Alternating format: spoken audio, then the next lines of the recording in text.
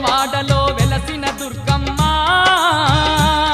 నీ పూజకు పువ్వులు తెచ్చినమమ్మ మెడలో దండలు వేసినమమ్మ మెండుగ మమ్ము దీవించరావమ్మా